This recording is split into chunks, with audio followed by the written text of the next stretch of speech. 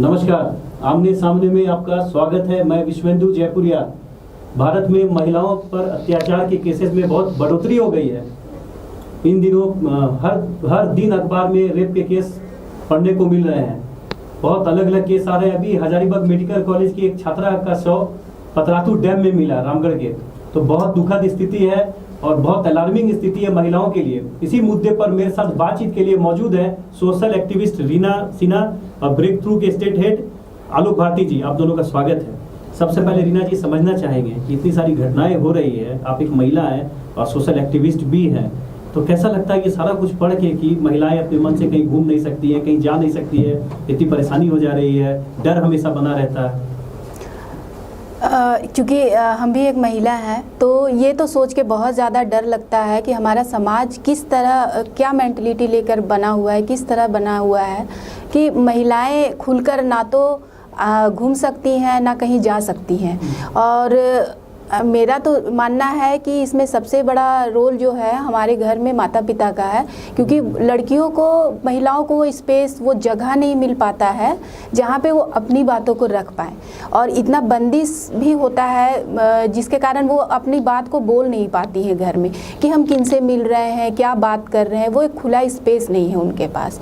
तो ये सोच के तो डर लगता ही है, क्योंकि चूँकि मेरी भी एक बेटी है, तो हम भी ये सोचते हैं कि हमारा समाज किस तरह का है, क्या हम अपनी बेटी को पढ़ाने के लिए भेजेंगे, किस तरह से वो जाएगी, कैसे रहेगी। तो ये तो मन में मेरा भी आता है। तो ये सब सोच के तो बहुत डर लगता है। आपने एक बात कही कि लड़कियों को हम वो स्पेस नहीं देते हैं, ये सही बात है। अगर लड़कियों को हम कहते हैं कि तुम यहाँ नहीं जाओ, इतने बजे से पहले लौट आना, या बहुत तरह की बंदिशें लगाते हैं, कहीं ना कहीं एक वजह ये भी है कि लड़की के मन में शुरू से एक डर पैदा हो जाता है, एक खौफ पैदा हम घर से ही शुरुआत कर देते हैं उसके साथ। तो ये कितना गलत है? बिल्कुल गलत है, क्योंकि जब तक हम उसको स्पेस नहीं देंगे, वो बताएगी नहीं कि हम किन लोगों के संपर्क में हैं, मेरा दोस्त कौन है, हम किनके साथ घूमने जा रहे हैं, कहाँ जा रहे हैं। तो जब ये स्पेस नहीं मिलता है तो वो क्या करती है, बातों को छुपाने लगती हैं, जा रही हैं बोल के कुछ और कहीं और जा रही हैं। तो ये लड़कियों के मन में घर से पैदा होता है, ये उनका बचपन से ये चीज़ नहीं रहता है। तो हम कम से कम लड़कियों को वो स्पेस दे घर में, एक दोस्त की तरह, कि वो खुलकर अपनी बात को बोल सके, ताकि पेरेंट जो है वो सही है क्या है, गलत क्या है, वो बता सके। क्योंकि जब लड़कियां टीनेजर होती हैं, किशोरावस्था में होती हैं, तो उनको उतना समझ में नहीं आता है, पूरी दुनिया उतना समझ में नहीं आता है कि हम क्या करें और क्या ना करें। और यहाँ पे पेरेंट्स का बहुत बड़ा रोल होता है। लेकिन पेरेंट्स तो डांट डपट करते हैं, पर वो स्पेस नहीं मिलता है उनको कि आप खुलकर वो बात कर पाएँ उसे कि हम कहाँ जा रहे हैं। आलोक जी, जो रिपोर्ट है वो कहती है कि हर 21 मिनट में एक रेप की घटना, एक वारदात भारत में हो रहा है। सांसदों की एक कमेटी है, उसने एक रिपोर्ट तैयार किया था जो संसद में रखा गया था। उसमें बताया गया कि ये जो आंकड़ा ये गलत है, 30% अधिक है ये। तो क्या ये आंकड़े डराते हैं? ये इसमें लगता है कि भारत में महिलाओं पर बहुत ज़्यादा अत्याचार हो रहा है। इतना पढ़ लिखने के बाद भी हम इस तरीके से महिलाओं को हम सुरक्षित नहीं कर पा रहे हैं समाज में। बिल्कुल, ये आंकड़े चौंकाने वाले हैं। और आप किसी भी दिन का अखबार उठा के देख लीजिए, कोई भी न्यूज़ चैनल खोल लीजिए, कोई ना कोई इस तरह का घटना से आपको रूबरू होना पड़ेगा। और ये असल में होता क्यों है? कई बार समाज में हम कहते हैं कि कानून को सख्त किया जाए। ऑलरेडी कानून सख्त है, पर उसके बाद भी बोलते हैं कि इसे जो रेपिस्ट है उसको फांसी दे दो, या इसे बीच चौराहे पे ला करके पब्लिक के हवाले कर दो। तो ऐसी चीज़ें जो होती हैं, इससे ये रेप रुकेगा नहीं। ये मेरा अपना मानना है। सबसे बड़ी बात है कि रेप को हम लोग अगर देखें तो रेप एक कल्चर, और दूसरा चीज़ है कि ये समाज जो है ये पितृसत्तात्मक समाज है, पुरुष प्रधान समाज है, और इसमें सारा चीज़ जो नियंत्रण है वो पुरुष ही निर्धारित करते हैं। और ये आंकड़े चौंकाने वाले, और ये आंकड़े और बढ़ते ही जा रहे हैं दिन प्रतिदिन। जब आपको याद होगा कि जब निर्भया का मामला हुआ था, ये 2012 का दिसंबर का जो था, 16 दिसंबर का जो घटना था, तो आप देखेंगे कि एक पल के लिए जिस तरह से जन आंदोलन हुए और लोग सड़कों पे आए निकल करके इंसाफ के लिए, तो लगा था कि अब ये इन चीज़ों पे विराम लगेगा। पर ये हुआ नहीं, क्योंकि मानसिकता नहीं बदली, हमारी सोच नहीं बदली, पुरुषों की सोच की मानसिकता। रेप तो पुरुष ही करते हैं ना, तो पुरुषों की मानसिकता को बदलना बहुत ज़रूरी है। और ये तभी होगा जब हम एक साझा प्रयास करें इस तरह का, और अपने घरों से इसको बदलाव करें। जैसे अभी रीना बता रही थी, मैं इसकी बातों से बहुत सहमत हूँ, लेकिन वो स्पेस नहीं मिलने की बात बता रही थी कि वो पेरेंट्स देते नहीं हैं। एक्चुअली हम अपने घर से ही अगर सुधार करें, और हम लड़कियों को क्यों बोलें कि तुम बाहर नहीं जाओ। अक्सर हम ये सोचते हैं कि लड़कियां बाहर जाती हैं और वो ऐसे कपड़े पहनती हैं या उनका उठने बैठने का तरीका ऐसा है जिसकी वजह से ये घटनाएं घटती हैं। तो हम लड़कों को क्यों कितना समझाते हैं, हम अपने बेटों को कितना समझाते हैं। तो ज़रूरत है सुधार की वहाँ से। निश्चित तौर पर जो घटनाएं हम लोग देख रहे हैं वो बहुत ही चिंताजनक है और दिन प्रतिदिन और बद से बदतर स्थिति होती जा रही है। रीना जी, उन्होंने कपड़ों की बात की, वो महिलाओं को लेकर बहुत सारे नेताओं के बयान भी आते रहते हैं, दोषी ठहराया जाता है कपड़ों को लेकर। आप कितना सहमत है इससे? कहा जाता है कि अगर महिलाएं गलत कपड़े पहन के निकल जाती है वो एक वजह बन जाता है उन पर वायलेंस का।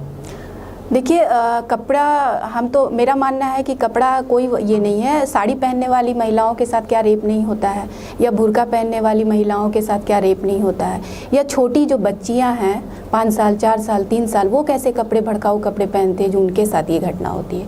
तो ये तो मानसिकता है। अगर हमारा सोच उसी तरह का है तो एक पूरे कपड़े में लिपटी हुई भी महिला उनको गलत दिखेगी, और अगर हमारा सोच अच्छा है तो हम छोटे कपड़े भी पहनकर निकलेंगे तो किसी तरह का कोई परेशानी नहीं होगी। तो सोच पे डिपेंड करता है, कपड़ा कहीं किसी वजह ही नहीं है इस घटना का। बिल्कुल। आपने बताया कि आपकी भी एक बेटी है, समाज में इस तरह की घटना बार बार आ रही है। मेडिकल कॉलेज में एक छात्रा का शव भी पतरातू डैम से मिला, तो ये माहौल में कितना भय लगता है आपको ये सब देख के? बहुत भय लगता है। हम शुरू भी बोले कि मेरी भी बेटी है, 14 साल की है, तो ये सब घटनाएं देख के तो भय लगता है। लेकिन हाँ, इतना है कि हम अपनी बेटी को बचपन से ही बहुत कुछ बताए हैं, सारे चीज़ बताए हैं जो बोलते हैं कि इतनी छोटी बच्चियों को नहीं बताना चाहिए। जैसे समाज में देखा जाता है कि अगर कोई बच्ची कुछ पूछती है आके कि तो उनको डांट दिया जाता है कि ये सब बात कहाँ से सीखती हो। तो हम अपनी बेटी को शुरू से वो चीज़ दिए हैं, शिक्षा दिए हैं ताकि वो समझ पाए आगे। तो माताओं को भी ये ज़रूरी है कि हम बच्चियों को छोटा से ही सारे तरह की चीज़, बाहर क्या होता है, कैसे होता है, ये सारा चीज़ बताएं। और सबसे बड़ी बात है कि मेरी बेटी को अगर कुछ भी होता है तो वो सबसे पहले आके हमको बताती है कि मम्मी मेरे साथ ये हुआ। और हम एक छोटा सा आपको उदाहरण देंगे। मेरी बेटी 6 क्लास में पढ़ती थी और उसकी एक फ्रेंड थी, नाम नहीं लेंगे, पर उसके साथ जो ये वैन का ड्राइवर था वो उसके साथ गलत हरकत करता था। वो बच्ची बता नहीं रही थी क्योंकि वो वैन वाला बोला था ये तो प्यार है, छोटी बच्चियों के साथ ये प्यार से किया जाता है। उसको समझ में नहीं आ रहा था। वो मेरी बेटी को बताई कि देखो ऐसा ऐसा वैन वाला अंकल करते हैं पर हमको बुरा लगता है। मेरी बेटी उसको बोली कि ये गलत बात है क्योंकि मेरी मम्मी बताई है कि ये गलत है और उसको रोकना चाहिए या हमें अपने पेरेंट्स को बताना चाहिए। लेकिन वो बच्ची, चूँकि वो स्पेस था नहीं, वो नहीं बताई और मेरी बेटी को बोली कि हम तो मम्मी को नहीं बताएंगे। फिर मेरी बेटी बताई कि अगर वो उस तरह का कुछ करता है तो तुम एक काम करना, उसको बोलना कि अंकल ये चीज़ नहीं करिए, नहीं तो हम अपनी मम्मी को बोल देंगे। तो वो विरोध की इसका, और विरोध करने के बाद वो लड़का जो है वो भी और ज़्यादा करने लगा। तब वो अपने मम्मी को ये बताई और बहुत, मतलब मेरी बेटी उसको बहुत ज़्यादा समझाई और वो जाके अपनी मम्मी को बताई, पापा को बताई, तब उनको ये बात का पता चला। और उनकी मम्मी पूछी किससे तुमको ये सीख मिला, तो वो बताई कि मेरी दोस्त है। उसकी मम्मी हमको फ़ोन करके मेरे घर आई, हमसे मिली और बहुत, मतलब बोली आपका बहुत बहुत धन्यवाद कि आप अपनी बेटी को ये शिक्षा दिए हैं और वो जानती है। तो ये ऐसा हर माँ को, हर पेरेंट्स को चाहिए कि अपने बच्चों को बताए, जागरूक करें कि अगर इस तरह का कोई मैटर आता है तो वो तुरंत अपने मम्मी पापा से बात करें। आलोक जी, रीना जी ने जो बातें बताई बहुत मन को छूने वाली है कि माता पिता को अब जागरूक होना होगा, बच्चों के साथ एक दोस्त की तरह व्यवहार करना होगा, उनसे खुल के बातें करनी होगी, बहुत सारी चीज़ों का ज्ञान उन्हें घर पे देना होगा ताकि बाहर उनके साथ कुछ भी बुरा नहीं हो सके। आप भी 2 बच्चियों के पिता हैं, आपसे समझना चाहेंगे कि रीना जी जो बोल रही है उससे कितना सहमत है?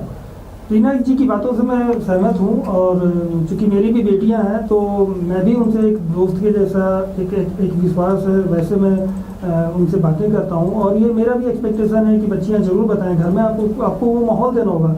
लेकिन इन सभी चीज़ों से हट करके मेरा एक मतलब खास फोकस होता है, और समाज में हम जब जाते हैं कम्युनिटी के बीच में तो हम ये ज़रूर कहते हैं कि आप अपने बेटों को शिक्षा दीजिए। आप ये नहीं कि लड़कियों को आप शिक्षित करने पे लगे रहें। आप बेटों को सिखाइए कि वो अत्याचार ना करें, कोई ऐसा हरकत ना करें जो लड़कियों के खिलाफ है या उनको बुरा लगता है। तो ये बहुत ज़रूरी है। कई ऐसे माता पिता हैं जो उनका कहना है कि अरे लड़का है ये कर दिया तो क्या दिक्कत है, क्या फ़र्क पड़ता है। फ़र्क पड़ता है, और नहीं पड़ता है तो अब आने वाले दिनों में फ़र्क पड़ेगा, क्योंकि समाज में अब जागरूकता धीरे धीरे आ रही है। और आपको अपने बेटों को ज़्यादा टीच करने का ज़रूरत है, उनको सही शिक्षा देने का ज़रूरत है, क्या सही और क्या गलत है ये बताने की बहुत ज़रूरत है आज के लड़कों में। खास करके पुरुषों में भी ये सोचना होगा कि वो ऐसा ना करें। तो ये घटनाएं तभी रुक सकती हैं जब ये पुरुष वर्ग भी जागरूक हो साथ साथ। आपने कहा कि जागरूकता आ रही है इसे लेके, लेकिन निर्भया कांड के बाद बहुत सारे रेप के केसेज आए। गुवाहाटी की सड़कों पर एक 11वीं कक्षा की छात्रा की ना सिर्फ कपड़े फाड़े गए, बल्कि भीड़ ने वीडियो बनाया, बहुत उसके साथ अश्लील हरकत की। तो मैं आपसे जानना चाहूँगा रीना जी की जागरूकता की कमी तो है, जागरूक लोग हो नहीं पा रहे हैं इस मामले में। कोई भी लोग हो, अगर रोड पर भी मौजूद है, किसी महिला के साथ अगर अत्याचार होते हुए देखता है तो वो अपनी आंखें बंद कर लेता है या फिर वो उस भीड़ का हिस्सा हो जाता है। जी बिल्कुल, क्योंकि उन्हें लगता है कि ये हमारा मामला है नहीं, ये मेरा मैटर नहीं है, ये मेरा है नहीं, मेरे घर के लोगों के साथ ऐसा कुछ हो नहीं रहा है, ये चीज़ है। पर सबसे बड़ी बात है कि अगर हम महिलाओं के प्रति जो हिंसा हो रही है, अगर हम जब तक ये नहीं सोचेंगे कि ये मेरा ही मामला है, अगर तब तक वो घटना नहीं रुकेगी। और ये ज़रूरी है कि हम उनके सोच को कैसे चेंज करें, कैसे बदले। तो सबसे बड़ी बात है, जैसा आलोक जी ने कहा, कि हम अपने घर में सच में जो लड़के हैं उनके साथ हम शेयर नहीं करते हैं।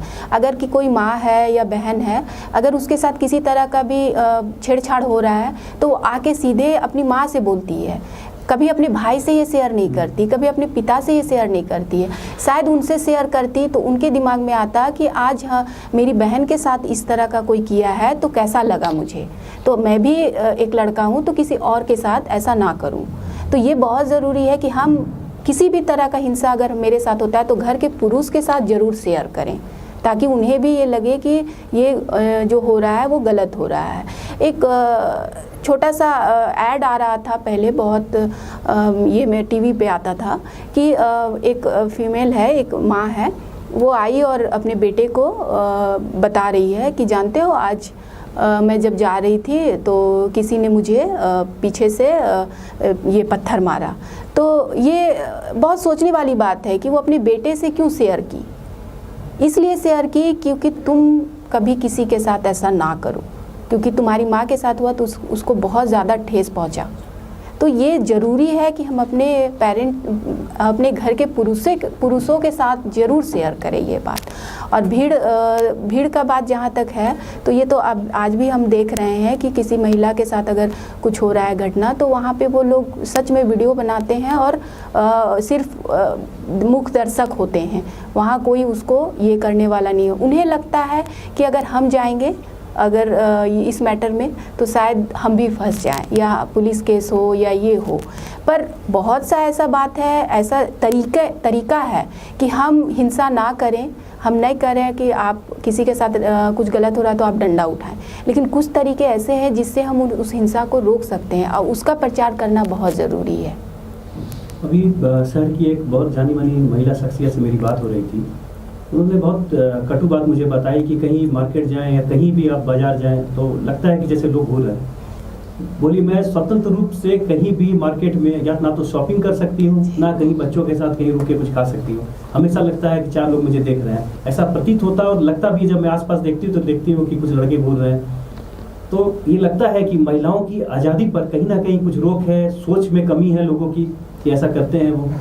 बिल्कुल, और ऐसी कोई महिला नहीं है जो कह सकती है कि हमारे साथ कभी सेक्सुअल हरासमेंट नहीं हुआ है। हर एक महिला है जिसके साथ सेक्सुअल हरासमेंट हुआ है। पर सेक्सुअल हरासमेंट हम किसको कहते हैं? क्या रेप होना ही सेक्सुअल हरासमेंट है? सेक्सुअल हरासमेंट अगर कोई मेरा पीछा कर रहा है उसको भी सेक्सुअल हरासमेंट कहते हैं।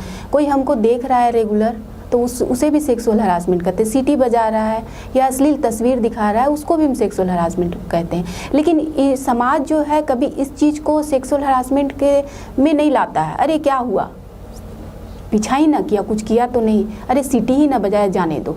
तो ये जब हम छोड़ देते हैं इस चीज़ को तो ये घटना आगे चल के बहुत बड़ा घटना बनता है। और ये सभी के साथ हो रहा है। हम भी मार्केट जाते हैं या कहीं भी जाते हैं तो इस तरह का मामला आता है। और लेकिन कुछ महिलाएं हैं, बहुत कम ही महिलाएं जो इसका विरोध कर पाती हैं। शायद इस चीज़ को विरोध करें तो ये घटनाएं कुछ कम हो, क्योंकि उन्हें ये बचपन से ये सिखाया ही नहीं गया है। घूर रहा है, घूरने दो, अरे देख रहा है, तुम ही रास्ता चेंज कर दो। तो इसलिए जो भी व्यक्ति इस तरह का करते उनका मनोबल बढ़ रहा है। आलोक जी, ये जो रेप के केसेस है इसमें जो सजा है वो कानून ने जो तय किया है वो 7 साल, अधिकतम 10 साल, कहीं कहीं किसी rarest of the rare case में आजीवन कारावास की भी सजा हो रही है। क्या ये सजा कम है? समाज में अगर रोकना है तो क्या लगता है कि कानून को ज़्यादा स्ट्रिक्ट होना होगा, सजा का जो ये है वो मौत की सजा में बदल देना होगा तभी ये रुकेगा, कि इसके लिए कुछ दूसरी तरीके से काउंसलिंग लेके आना होगा? क्या लगता है आपको कि कैसे ये रुकेगा, समाज में बदलाव कहाँ से आएगा? देखिए, अगर आप कानून की बात करें तो कानून में जो प्रावधान है वो आज भी बहुत सख्त है। उस हिसाब से इनका स्पीडी ट्रायल करने का ही बात है, कई तरह की चीज़ें लोगों ने मांग उठाया कि मौत की सज़ा हो, इसमें फांसी की सज़ा हो। इन सभी चीज़ों से ये रेप रुकेगा नहीं। मैंने अपने शुरुआती वक्तव्य में मैंने बताया था कि ये हम इसको एक कल्चर के रूप में देखते हैं। रेप एक कल्चर है। हाँ, जैसे अभी रीना बता रही थी कि जो मामले होते हैं, सीटी बजाना, छेड़खानी, एक्चुअली ये सेक्सुअल हरासमेंट की कैटेगरी में आएगा छेड़खानी, पर उसको छेड़खानी शब्द का नाम दिया जाता है, ठीक है। और ये बहुत कॉमन चीज़ है और इजीली एक्सेप्टेबल है हमारे सोसाइटी में, और लोग बहुत हल्के में लेते हैं इसको। और यही सब घटनाएं जो है आने वाले समय में धीरे धीरे बड़ी हो जाती हैं और उसका विभत्स रूप देखने को मिलता है। तो कानून को सख्त करने से कुछ नहीं होगा, आपको सोसाइटी के लेवल पे चेंज लाने की ज़रूरत है। आप अपने बच्चों को अगर आप शिक्षा सही देते हैं, लड़कों को आप खास करके जागरूक करते हैं, विशेष फोकस देने की ज़रूरत है लड़कों पे। मैं बार बार कह रहा हूँ, छोटे समय से ही उनको बताना है कि ये गलत चीज़ें हैं और ऐसा ना हो, तो ये बदलाव हो सकता है। निचले तबके से लेकर के ऊपर तक बदलाव होगा। कानून कितना भी सख्त किया जाए उससे कुछ नहीं होगा। एक एग्जांपल मैं दूंगा, जितने रेप के केसेस आप देख रहे हैं, अधिकतर आज के दिनों में जो केस देखने को मिल रहा है जिसमें जो पीड़िता है उसकी हत्या कर दी जा रही है, ऐसे कई मामले आए हैं। और क्यों हो रहा है ये हत्या? क्यों हो रहा है? हत्या इसलिए हो रहा है कि कानून को सख्त है, क्योंकि रेप करने के बाद रेपिस्ट को लगता है कि ये अब बयान देगी और मुझे सजा होगा, तो वो उसको जान से मार दे रहा है। तो महिलाओं पे खतरा बहुत बढ़ गया है और कानून को आप और सख्त करेंगे तो महिलाओं पे खतरा बढ़ जाएगा, क्योंकि अब उन्हें पहले तो रेप करके वो लोग छोड़ देते थे, अब जो है अब उसको जान से भी हाथ धोना पड़ेगा। तो इसलिए मुझे लगता है कि कानून को सख्त करने से बहुत कुछ होना नहीं है। इसको सामाजिक स्तर पे देखा जाए और इसको उस तरीके से इसको बदलाव लाया जाए सामाजिक स्तर पे। दूसरा, रीना ने एक बहुत अच्छा बात बताया जो हम लोग भी देखते हैं खबरों में, कि ये लगता है ये मेरा मामला नहीं है। मतलब अगर किसी महिला के साथ छेड़छाड़ हो रहा है या कोई इसको घूर रहा है लंबे समय तक और हम और आप देख रहे हैं उसको, तो ये कहीं ना कहीं वैसे तत्वों को बढ़ावा देने की बात है। तो अभी जस्ट हम लोगों ने एक कैंपेन शुरू किया है, दखल दो। तो उसका पर्पस यही है कि आप बाई स्टैंडर बन के मत रहिए, आप दखल दीजिए। और आपके दखल देने से अगर हिंसा रुक जाती है या आपकी आवाज़ उठाने से हिंसा रुक जाती है तो दखल अंदाजी जरूरी है। तो कई बार हम सोचते हैं कि ये पर्सनल मैटर है। किसने शुरू किया दखल? ये ब्रेक थ्रू ने अभी रिसेंटली कैंपेन लॉन्च किया है, पूरा 360 डिग्री कैंपेन हम लोग इसको कहते हैं, और ये पूरे ऑल ओवर इंडिया में लागू हुआ है और हम उम्मीद कर रहे हैं कि ये विदेशों में भी जाए। तो ये एक नया कैंपेन शुरू हुआ है बेल बजाओ के बाद, ये बहुत बड़ा कैंपेन है हमारा।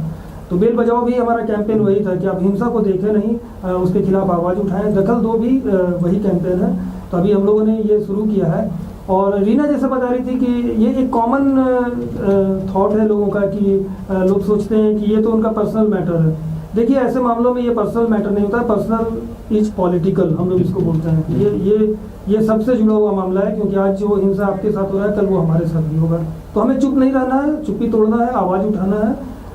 तो हम निचले स्तर से जब ऐसा करना शुरू करेंगे, गांव में लोगों का सोच बदलेगा, शहरों में सोच बदलेगा, और धीरे धीरे तभी हम इससे इन घटनाओं में कमी देख पाएंगे। अदरवाइज कानून से कुछ नहीं। आपने कटु सत्य की बात की तो मैं भी एक कटु डाटा आपके सामने लेकर आना चाहूँगा कि भारत में बात होती है कि महिलाओं को बहुत अधिकार दिए गए हैं, उनके लिए बहुत कुछ किया जा रहा है कानूनी तौर पे ताकि रेप की जो घटना है वो कम हो। लेकिन सबसे बड़ी बात है कि 1 लाख की आबादी पर मात्र 15 जज हैं, जबकि बगल की कंट्री चाइना में 1 लाख की आबादी पर 157 जज है। आपके मामले भी बहुत स्लो हो जाते हैं कोर्ट में पहुंच के, 10 साल 15 साल 20 साल तक खींच जाते हैं। तो महिलाओं को न्याय कहाँ से मिलेगा? राष्ट्रीय राजधानी अगर मैं दिल्ली की बात करूं तो महिला पुलिस की संख्या मात्र 7% है, और वो भी चौकियों पर लगा दी जाती है उनकी ड्यूटी। तो सड़क पर तो होता नहीं है कहीं उनकी ड्यूटी। आप शहर हजारीबाग भी घूम लीजिए तो महिला पुलिस आपको ना के बराबर मिलेगी। अगर किसी महिला को हेल्प चाहिए तो तत्काल नहीं मिल पाएगा, जो पुलिसकर्मी है उनसे तो वो शेयर करेंगी नहीं। तो क्या लगता है रीना जी आपको कि कहीं ना कहीं सरकार स्तर से भी ये गलती है कि वो बहुत सारी बातों को इम्प्लीमेंट प्रॉपर वे में नहीं करती है, जिससे कि महिलाओं को भी नुकसान उठाना पड़ता है? बिल्कुल। हम जितना भी कहीं भी अगर पुलिस में बहाली की बात है तो 50% तो महिलाओं को होना चाहिए, क्योंकि हमारी आधी आबादी तो महिलाओं की है, तो उन पे तो उतना महिला पुलिसकर्मी होनी चाहिए। अभी आप देख रहे होंगे कि पिंक गाड़ी जो चल रही है उसमें महिलाएं पुलिस हैं बैठी रहती हैं, लेकिन क्या उसमें ड्राइवर है महिला? तो कहीं ना कहीं हम उस चीज़ों को जो लाना चाहिए उसको हम नहीं ला रहे हैं। क्या महिलाएं ड्राइव नहीं कर सकती हैं? बिल्कुल कर सकती हैं, उनको ट्रेनिंग का ज़रूरत है, और तभी ये चीज़ आगे बढ़ सकता है। और पुलिसकर्मियों की तो महिला पुलिसकर्मियों की तो है ही यहाँ पे कमी है, और अगर जो है भी उनको सही बात है कि बाहर लगा दिया जाता है उनको। इस तरह का मैटर आता है जब महिला हिंसा के बारे में आता है, जब सेक्सुअल हरासमेंट के बारे में आता है, तो आज भी जो पुलिसकर्मी है वो ये नहीं जानते हैं कि किसी महिला के साथ अगर कुछ हिंसा हुआ है तो वहाँ महिला पुलिसकर्मी को ही भेजना है। और सबसे बड़ी बात है कि लोगों में भी ये जागरूकता नहीं है। बहुत सारा चीज़ में लोगों को भी ये जागरूकता नहीं है कि अगर किसी महिला का स्टेटमेंट लेना है तो महिला पुलिसकर्मी होनी चाहिए, किस लेवल की पुलिसकर्मी होनी चाहिए। तो ये सब ना तो लोगों में ये अवेयरनेस है, और ना ही वहाँ पे पुलिस में मतलब महिला पुलिस उतनी है। कई बार मैं देखता हूँ कि देश के अलग अलग हिस्सों में जब रेप होता है और उसके बाद जो आंदोलन चलते हैं उसमें महिलाएं तख्ती लेके खड़ी रहती है, we are not safe, give us safety, provide us safety. तो ये कितना तकलीफदेह है देख के कि इतना हम आगे आ गए हैं, इतनी तरक्की कर लिए हम, लेकिन महिलाओं को हम ये सुरक्षा नहीं दे पा रहे हैं कि महिलाओं को बाध्य होकर सड़क पे तख्ती लेके घूमना पड़ रहा है अपनी सेफ्टी मांगने के लिए। बिल्कुल, ये तो बहुत दुख दर्द वाला बात है कि महिला खुद आ रही हैं कि हमें न्याय चाहिए और हमें सेफ्टी चाहिए। और हम पहले भी ये बात बताए कि घर से महिलाओं को वो चीज़ नहीं मिल रहा है, इसलिए वो बाहर आ रही हैं। और समाज किससे बनता है? हमसे बनता है, घर से बनता है। अगर घर में ही हम उनको वो आज़ादी दे या वो सुरक्षा दे, सुरक्षा की बात जहाँ तक है तो हम किसी को सुरक्षा नहीं दे सकते हैं। हम अपनी बेटियों को सुरक्षा की बात जहाँ तक बोलेंगे तो समाज यही कहेगा फिर बेटियों को आप अपने घर में रखो, उनको बाहर नहीं निकलो, उनको सुरक्षित रखो। तो सुरक्षा का मतलब वो कभी नहीं है। सुरक्षा का मतलब है कि हम लड़कों को वो चीज़ बताएं, हमारा वो समाज जो है वो सुरक्षित बने। और एक महिला तभी आज़ाद हो सकती है, हम कभी अभी आज़ाद नहीं है। एक महिला तभी आज़ाद हो सकती है जब रात में वो आराम से सुरक्षित मार्केट जाके आ सकती है। और मैं अपनी बात कहूँ तो मैं लड़कियों को बराबर अधिकार देने की बात करती हूँ। तो क्या मैं अपनी बेटी को दे पा रही हूँ वो बराबरी का अधिकार? बिल्कुल नहीं दे पा रही, क्योंकि हमारा समाज वो जो है सुरक्षित नहीं है। आज कहीं ना कहीं हम भी बोल रहे हैं कि 7 बज गया, 8 बज गया तो एक काम करो, घर से बाहर ना जाओ, घर पे ही रहो, क्योंकि वो समाज जो है वो सुरक्षित नहीं है। तो लड़कियों को हमें वो मतलब समाज मिलना चाहिए, वो जगह मिलना चाहिए कि 12 बजे रात भी अगर हम महिला हैं और हम घूम कर आ रहे हैं तो हमारे साथ किसी भी तरह का कोई अनहोनी ना हो। आलोक जी, बहुत सारे बड़ा वर्ग है जो चाहता है कि रेपिस्ट जो है उनको इस्लामी कानून के तर्ज पर सजा दी जाए या मौत की सजा दी जाए। कितना सहमत है इससे आप? क्योंकि आप काम करते रहे हैं इस इशू पे, डोमेस्टिक वायलेंस से लेके आप लड़कियों को लेके बहुत काम किया ब्रेक थ्रू में, तो आपने फील्ड विजिट भी किया है, देखा है, समझा है बहुत चीज़ों। आज जो घटनाएं आप देख रहे हैं ना, जिसमें पीड़िता को मार के फेंक दिया जा रहा है, ये सिर्फ उसकी वजह से ही हो रहा है कि कानून को अगर आप मतलब उनको सज़ा ना हो। और जब ये अभी तक तो मतलब फांसी वाला नहीं है, या जिस तर्ज पे आप बोले हैं उस तर्ज पे सज़ा नहीं है, जैसे बीच चौराहे पे लोग कहते हैं कि उसको मार दो या पब्लिक के हवाले कर दो, नहीं रुकेगी घटना है। क्योंकि ये जब तक समाज में नहीं बदलाव आएगा ना, मेरा फिर ये कहना है कि आपको निचले तबके से लेकर के बदलाव देखना होगा, असमानता को दूर करना होगा, और महिलाओं के प्रति सम्मान जो है ना वो बचपन से हमें सिखाना होगा, ठीक है। और तभी रुक सकता है, अदरवाइज ऐसे कानून और कठोर ये रुकने वाला नहीं है मेरे हिसाब से। ये कानून अभी भी सख्त है और सज़ा होती है। Rare of the rarest case में आपने कहा फांसी भी है, सब कुछ है। तो मुझे नहीं लगता है कि ये बहुत काम करेगा। दूसरी बात, अभी जो जैसे रीना बता रही थी, ये बहुत ना सामाजिक ढांचा में बहुत असमानता है पुरुष और महिला का। आप देखेंगे हजारीबाग जैसे छोटे शहर, ये तो कस्बा नुमा छोटा शहर है, 9 बजे के बाद कितनी महिलाएं आपको दिखती हैं सड़कों पे, 10 बजे के बाद कितनी दिखती हैं। तो जो आज़ादी की बात कर रही है वो आज़ादी क्या सिर्फ पुरुषों के लिए या महिलाओं के लिए भी है? जब हम बात करते हैं इक्वलिटी और इक्विटी की, और क्यों नहीं है वो अधिकार? आपने ये भी जिक्र किया कि महिलाओं को कई अधिकार मिले हुए हैं। जो पुरुषों का अधिकार है वो सारे अधिकार महिलाओं के लिए भी हैं। उसके अलावा भी थोड़ा सा उनको विशेष तौर से कुछ उनको अलग से अधिकार भी दिए गए हैं कानूनी प्रावधानों में, लेकिन क्या वो सच में उसका इस्तेमाल कर पा रही है? क्योंकि हमारा समाज जो है, जो पुरुष प्रधान समाज है, शायद वो उसे वैसा एक माहौल नहीं दे पाता जहाँ वो खुल करके अपने अधिकारों के तहत इस्तेमाल करते हुए वो घूम सकें। क्या कोई महिला, आप कल्पना कर सकते हैं कि रात के 9 बजे झील घूम करके अकेले आ जाए, अगर उनको मन कर रहा है एक वॉक लेकर के आने का, क्या वो अकेली वॉक कर सकती हैं? शायद नहीं। तो कोई भी स्थान हजारीबाग में आप देखेंगे तो हजारीबाग जैसे जगह की मैं एग्जांपल इसलिए दे रहा हूँ कि ये बहुत छोटा शहर है और सब लोग एक दूसरे को लगभग जानते हैं। तो यहाँ पे सुरक्षा नहीं है। तो अब बड़े महानगरों की बात तो बहुत दूर की बात है, जहाँ पे काफ़ी बड़ा इलाका होता है और लोग एक दूसरे को जानते भी नहीं हैं। पर हजारीबाग जैसे शहर में माहौल में भी क्या महिलाएं सुरक्षित हैं? जैसे रीना भी बता रही थी, 9 बजे रात के बाद सड़कों पे कितनी महिलाएं दिखती हैं।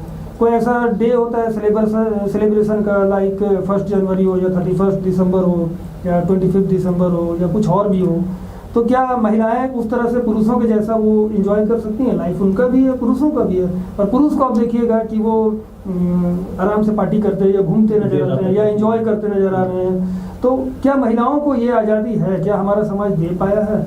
तो यही जो भारी विषमताएं हैं, जैसे आपने पुलिस की भी एग्जाम्पल ली कि जजेस की भी एग्जाम्पल आपने लिया, मैं उस पर थोड़ा सा बोलना चाहूँगा कि आप देखेंगे कि जज की संख्या बहुत कम है, इसलिए जो है मुकदमों में काफ़ी डिले होता है। और एक कहावत भी है शायद कि delayed justice is denied justice, ऐसा कुछ है ना। तो मतलब उसमें देरी करना मतलब एक तरह से न्याय को आप इग्नोर कर रहे हैं या डिनाई कर रहे हैं। तो क्योंकि उसमें मौका मिल जाता है लोगों को और कई तरह की चीज़ें, परिस्थितियां बदल जाती हैं और मुकदमा जो होता है वो एक अलग तरीके का हो जाता है काफ़ी डिले होने की वजह से। तो ये तो एक मुद्दा है ही। पुलिसकर्मियों की जैसे आपने बात की, तो हम बिल्कुल सही है, पुलिसकर्मी में जब भी हम देखते हैं तो पुरुषों को देखते हैं हर जगह पे और महिलाएं उतनी संख्या में नहीं है। तो हमें ये बिल्कुल सोचना होगा कि जो समाज में असमानता है, महिला और पुरुष का गैर बराबरी, इसका ये मतलब नहीं है कि महिलाएं नहीं हैं। महिलाएं आधी आबादी महिलाओं की, आधी आबादी पुरुषों की है, पर पुरुष ही सब जगह क्यों दिख रहे हैं? महिलाएं क्यों नहीं दिख रही हैं? पुलिसकर्मी के रूप में क्यों नहीं दिख रही? जज के रूप में कितनी महिलाएं दिख रही हैं? ये सोचने की बात है। क्या उनको वो नहीं कर सकती हैं, या कहीं ऐसा है कि कहीं किसी प्रतिभा को हम दबा रहे हैं और उनको मौका नहीं दे रहे हैं? तो हमें मौका देना होगा महिलाओं को हर क्षेत्र में आगे आने का, और सबसे पहले तो एक माहौल बनाना होगा कि महिलाएं और पुरुष बिल्कुल समान हैं। अगर रात में 9 बजे पुरुष अगर हजारीबाग के झंडा चौक पे जा सकते हैं और कुछ सामान खरीद के आ सकते हैं, तो महिला भी झंडा चौक जाएगी और 9 बजे रात में सामान खरीद के आ सकती है और वो बिल्कुल सेफ रहे। तो शुरुआत अगर इस तरह से हम करते हैं अपने गाँवों से, पंचायतों से, शहरों में, छोटे शहरों से बड़े शहरों में और अपने मोहल्लों में, तो एक इन्वायरमेंट हम क्रिएट कर सकते हैं और इस तरह से ना लोगों का सोच भी बदलेगा और तब इस तरह की घटनाएं नहीं घटेंगी। और दूसरा चीज़ और भी एक है इसमें कि ये घटनाएं क्यों हो रही हैं, ये भी थोड़ा जानना ज़रूरी है कि कई चीज़ें बहुत ईजिली एक्सेप्टेबल हैं। जैसे आप गाली को ही ले लीजिए, आप एक भी गाली मुझे बता दीजिए जो पुरुषों को लेकर के बनाई गई हो या उसमें पुरुष का नुकसान होता हो उस गाली से। एक भी गाली याद कर लीजिए। हम लोगों ने कई वर्कशॉप किया और कई बार हम लोगों ने डिस्कशन किया है, एक भी गाली ऐसा नहीं निकला जो पुरुष को लेकर के हो। सारी गालियां महिलाओं की तरफ हैं। शहरों में जिस तरह से सिनेमा के पोस्टर लगाए जाते हैं या आपका सोशल मीडिया में जिस तरह के कंटेंट चलते हैं, यूट्यूब पे जिस तरह के कंटेंट चलते हैं, विज्ञापनों में जिस तरह का तस्वीर पेश किया जाता है महिलाओं को, तो महिलाओं को इस तरह से आप प्रस्तुत करते हैं जैसे लगता है कि वो भोग की वस्तु है। एक अभी हाल फिलहाल में सोशल मीडिया पे हम पढ़ रहे थे कि साबुन के विज्ञापन पे महिलाएं क्यों आती हैं, पुरुष भी तो नहाते हैं, पुरुषों की तस्वीर क्यों नहीं छपती है? कोई भी विज्ञापन आप ऐसा उठा लीजिए जिसमें पुरुष की तस्वीर हो, कुछ एक खास तरह के विज्ञापन जिसमें मैस्कुलिनिटी हो, जैसे थम्स अप का प्रचार, नाम नहीं लेना चाहिए मुझे ब्रांड नेम, पर कुछ कोल्ड ड्रिंक्स का ऐसा प्रचार जिसमें स्टंट करना है, तो वहाँ पे पुरुष नजर आएंगे आपको। लेकिन अगर साबुन का विज्ञापन हो या कोई और विज्ञापन हो, वहाँ महिलाओं को दिखाया जाता है। तो इस तरह का जो संस्कृति है ना, तभी ये सब चीज़ बिल्कुल आप सही कह रहे हैं, इसको बदलना बहुत जरूरी है। अंतिम सवाल मैं रीना जी आपसे लूंगा। मैं कहीं अभी पढ़ रहा था, कोई इंटरनेशनल संस्था ने एक सर्वे किया था भारत में, 63% लोगों ने और उनके बच्चों ने कहा कि पापा अगर माँ पर हाथ उठाते हैं तो वो जायज़ है, कहीं से भी गलत नहीं। तो मेरी नज़र में डोमेस्टिक वायलेंस की शुरुआत वहीं से होती है। बिल्कुल, क्योंकि जब एक बच्चा पैदा होता है तो उस लड़की अगर पैदा होती है तो उसको हम शुरू से यही सिखाते हैं कि तुमको ससुराल जाना है, तुमको वहाँ पे मेरी नाक नहीं कटवानी है, तुमको खाना बना के उनको देना है और उनको कंप्रोमाइज़ करके जीना है। तो हम शुरू से उनको वही चीज़ बताते आए हैं। तो जब बच्चे बड़े होते हैं तो उनके दिमाग में यही चीज़ आता है कि यही तो कल्चर है। इसलिए अगर एक चाटा मार भी मेरी माँ खा ली तो क्या प्रॉब्लम है उसमें, वो तो कल्चर है, खाएगी, क्या दिक्कत है।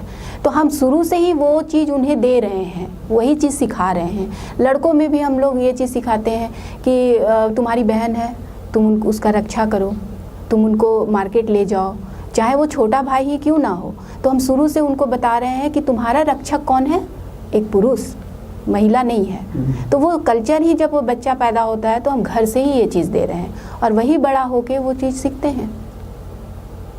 चलिए, आप दोनों के साथ बहुत सार्थक चर्चा हुई। स्टूडियो आने के लिए आपका बहुत बहुत धन्यवाद। अगली बार फिर किसी नए अतिथि के साथ मिलते हैं। धन्यवाद। धन्यवाद।